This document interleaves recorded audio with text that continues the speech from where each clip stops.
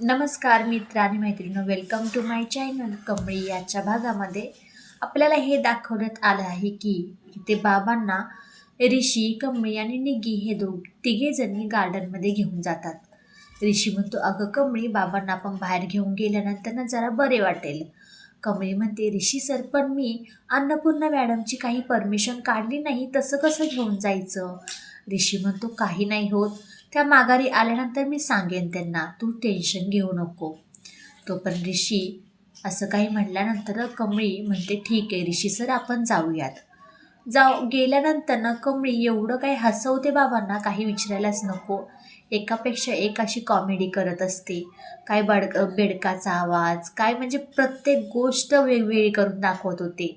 आणि तेच बघून बाबांच्या चेहऱ्यावरचा हसू पाहिल्यानंतर कमळीला खूप आनंद होतो.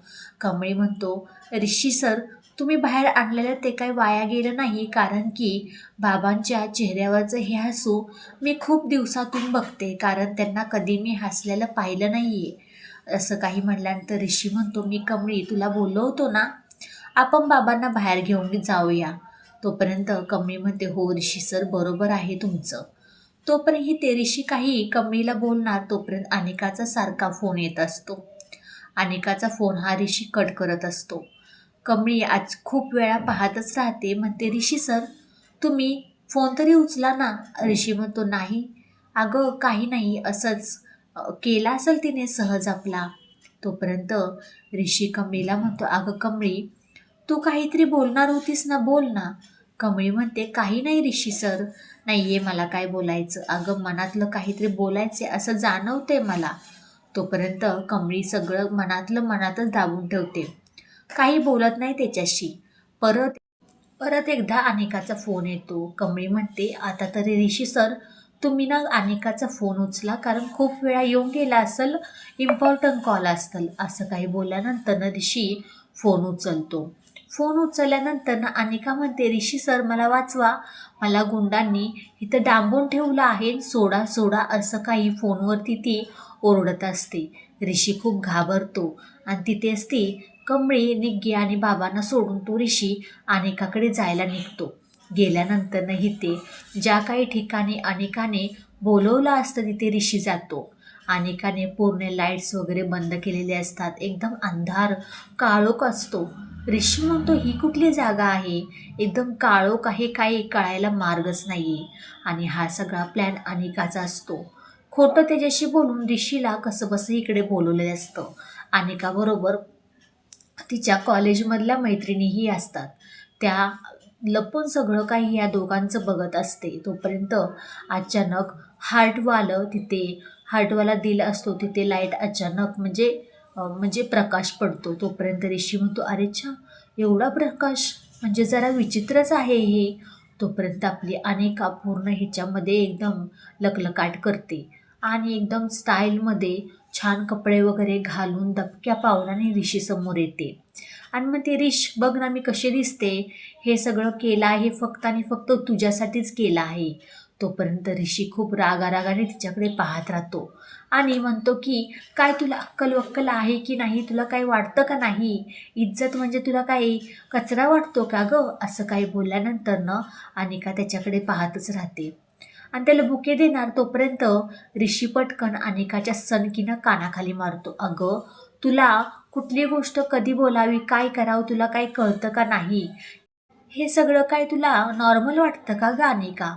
असं काही बोलल्यानंतरनं अनिकाच्या कानाखाली पडल्यानंतरनंही ते तिच्या काही ज्या मैत्रिणी आहेत त्या एक सनकीना कानाखाली बसल्यानंतर एकदम त्यांच्या दोघांकडे स्तब्धच बघतात की, अरे ऋषी सर असंही काही करू शकतात, वाटलं नव्हतं.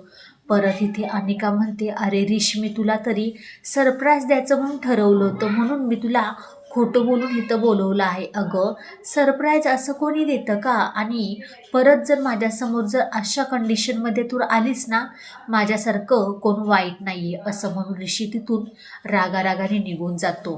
अनिका कानाखाली मारलेला गाल तसाच हातात घेऊन बसते, तोंडात मारल्यासारखं. परत इथे सगळं काही झाल्यानंतर ना निग्गी, बाबा आणि कमळी ह्या घरी येतात.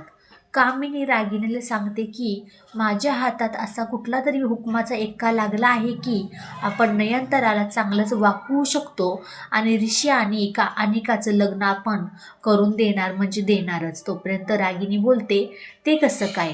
तोपर्यंत कामिनी म्हणते कारण की माझ्यापाशी असा काही व्हिडिओ आहे ना प्राजूचा, तो नयनताराला दाखवल्यानंतरनं तिच्या पायाखालची जमीनच सरकणार आहे. तोपर्यंत रागिणीला काही कळत नसतं. रागिनी जोरजोरात ओरडत असताना तोपर्यंत तिथे निग्गी, बाबा आणि कमळी येतात. हे कामिनी बघते. कामिनी पटकन रागिनीचा हात दाबते. अगं शांत बस, ते आले आहेत. रागिनी म्हणते तुम्हाला कोणी सांगितलं होतं ह्यांना घेऊन जायला? घरातली माणसं आहेत ना, आणि तुम्ही आता निघा. तुमच्या जेवणाचंही काहीतरी बघा.